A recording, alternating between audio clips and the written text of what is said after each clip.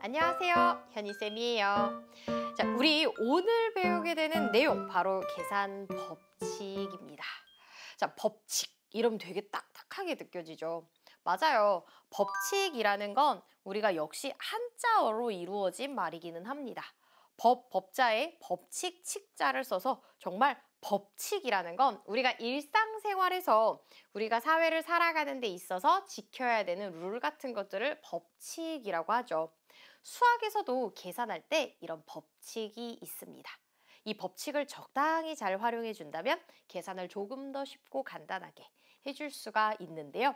이름하야 계산의 3대 법칙이라고도 불리우는 교환법칙, 결합법칙, 분배법칙입니다.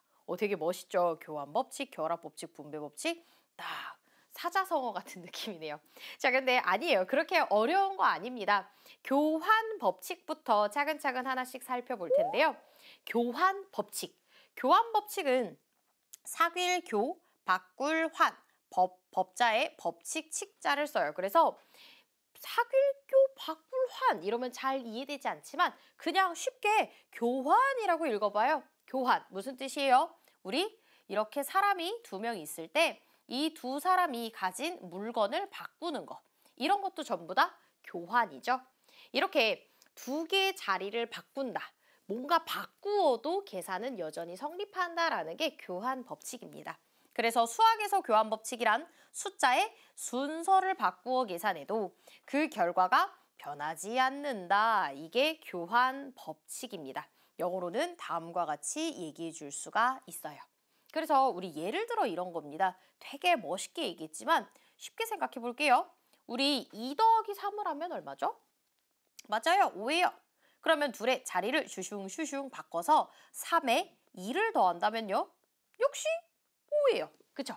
그래서 이렇게 자리를 바꾸어 더하여도, 즉 자리를 바꾸어 계산해도 주어진 식은 성립한다라는 게 교환 법칙입니다. 또 2 곱하기 3을 하면 2, 3은 6이고 둘의 자리를 바꾸어서 3 곱하기 2를 하면 3, 2는 6이에요. 하지만 계산 결과가 어때요? 똑같아요. 그래서 덧셈과 곱셈을 계산할 때는 이 교환 법칙을 이용한다면 상황에 따라서 식을 조금 더 쉽게 계산할 수 있구나라는 걸 생각할 수 있습니다. 단 주의사항이 있습니다. 얘는 아무 때나 다 쓸 수 있는 게 아니에요. 바로 덧셈과 곱셈에서는 교환 법칙이 성립하지만요. 뺄셈과 나눗셈, 여기서는 교환 법칙이 절대로 성립하지 않습니다. 왜요?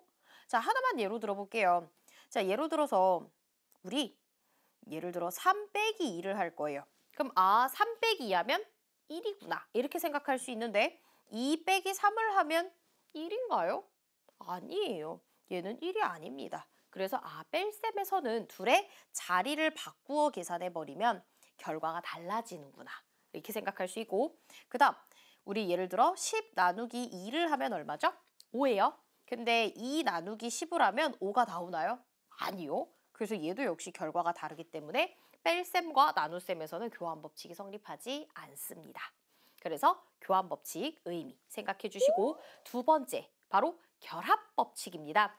결합 법칙은요, 한자를 좀 볼게요. 한자는 맺을 결, 합할 합, 그리고 법의 법칙, 칙자를 사용합니다. 뭔가 맺어서 합한다, 묶는 순서에 대해서 얘기하는 게 결합 법칙이에요. 그래서 계산 순서에 관계없이 계산 결과가 같다라고 얘기되어 있는데요. 이게 어떤 의미냐면 이런 뜻이에요.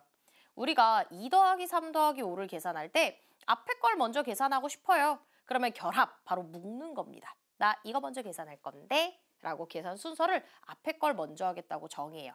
그럼 2 더하기 3은 5니까 5 더하기 5는 10이에요. 근데 2 더하기 3 더하기 5를 할 때 싫은데 나 뒤에 거부터 할 건데 라고 뒤에 걸 먼저 계산하겠다라고 순서를 정해준다면 이땐 2 더하기 3 더하기 5는 8이니까 역시 10이 나옵니다. 그래서 결합법칙이란 이렇게 묶는 순서에 관계없이, 즉 계산 순서를 앞에 걸 먼저 하고 뒤에 걸 나중에 하나, 뒤에 걸 먼저 하고 앞에 걸 나중에 하나, 그 결과가 같다라는 게 결합 법칙이구나 라고 생각해 주면 됩니다.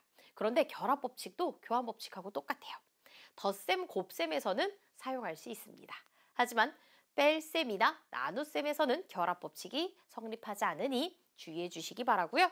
마지막 세 번째 분배 법칙입니다.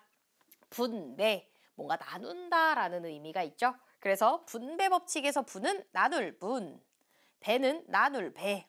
나누고 나눈대요. 강하게 나눈다는 의미가 있는 법칙입니다. 그래서 법자에 법칙 칙자를 쓴 게 분배 법칙이에요. 그래서 두 수의 합에 어떤 수를 곱한 것은 두 수 각각의 어떤 수를 곱한 다음 더한 것과 그 결과가 같다. 그래서 영어로는 distributive property 이렇게 나와 있는데 무슨 말인지 잘 이해가 안 되죠. 자, 수로 하나 예를 들어 드릴게요.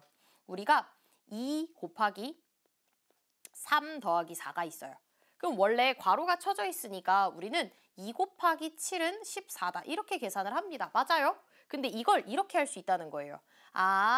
2를 가지고 있으니까 얘를 3에다가 분배해주고 4에다 분배해볼까? 그러면 2 곱하기 3, 2 곱하기 4가 나오니까 그 둘을 더해봐도 될 것 같아. 이렇게 생각해보자는 거죠. 그러면 6 더하기 8이니까 계산 결과는 14로 동일하다는 것을 알 수 있습니다. 이렇게 곱하는 수를 이렇게 각각에다가 분배하여 먼저 곱한 후에 나중에 더하여도 그 결과값은 같다라는 게 바로 분배 법칙의 핵심이죠. 그래서 이렇게 계산의 3대 법칙을 잘 사용하면요. 상황에 따라서 계산을 굉장히 쉽게 간편하게 할 수 있습니다. 자, 예를 하나 들어볼게요. 자, 이런 겁니다. 다음을 계산하여라 1번 2.3 더하기 9 더하기 2.7이라고 되어 있어요. 자, 1번에 보면 원래는 그냥 앞에 거 2개 더하고 그 다음 뒤에 거 하나 계산하면 될 것 같아요. 근데 소수가 너무 많으면 계산이 번거롭죠. 그래서 둘의 자리를 슉 바꿔주는 겁니다. 그럼 2.3 더하기 2.7 더하기 9 바로 덧셈의 교환 법칙을 사용해서 자리를 바꿨고요. 난 소수부터 먼저 계산하고 싶은데 바로 덧셈의 결합 법칙을 이용해서 식을 묶어주는 겁니다. 그럼 2.3과 2.7을 더하면 5.05가 되고요. 5 더하기 9니까 여기서 이거 먼저 더하고 2.7 더하는 것보다 어때요? 훨씬 나아요. 정답은 14가 됩니다. 이게 바로 교환 법칙과 결합 법칙을 잘 쓰면 이런 식으로 계산을 쉽게 할 수 있다라는 거죠. 그래서 1번의 정답은 14가 되고요. 자, 2번 17 곱하기 100일입니다. 그럼 우리는 보자마자 이거 17, 100일 슉슉슉슉. 번거로워. 자, 그런데 이걸 이렇게도 생각할 수 있다라는 겁니다. 101은요. 100보다 하나 큰 수입니다. 그렇죠? 그러면 이 수를 17 곱하기 100에 1을 더했어. 즉 17을 100번 더하고 거기에 1을 한 번 더 더했어 라고 생각을 해보는 거예요. 그리고 나서 17을 앞에 거랑 뒤에 거에 각각 분배해 줍니다. 그럼 식은 17 곱하기 100 더하기 17 곱하기 1이 되는 거죠. 그래서 곱하면 1700 더하기 17이니까 정답은 1717이구나. 이렇게 쉽게 주어진 수를 계산할 수 있다는 게 분배 법칙의 장점입니다. 자, 여기까지 해서 우리 오늘 계산 법칙 3가지 배웠습니다. 교환 법칙, 자리를 바꾼다. 결합 법칙, 먼저 묶어서 계산해도 관계없다. 분배 법칙, 수를 나누어서 계산하여도 관계없다. 기억해 주시면서 오늘 배운 수학 용어 다시 한번 정리하고 수업 마치도록 할게요.